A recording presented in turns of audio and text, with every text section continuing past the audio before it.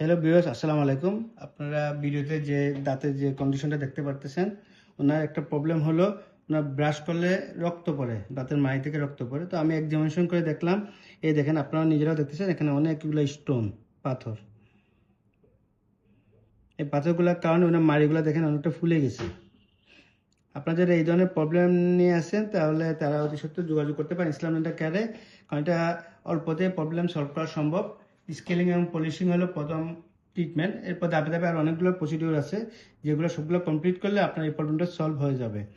Scaling করার পরে একটা যেটা প্রবলেম হবে দেখবেন ওনার, আমি আফটার স্কেলিং আমরা আপনাদেরকে ভিডিওগুলো দেখাবো। এই পাথরগুলো, স্টোনগুলো যখন চলে যাবে তখন এই জায়গা খালি হয়ে যাবে। তো খালি হয়ে গেলে এখানে পরে মাইটা দেখা যায় অনেক নিচে নেমে গেছে।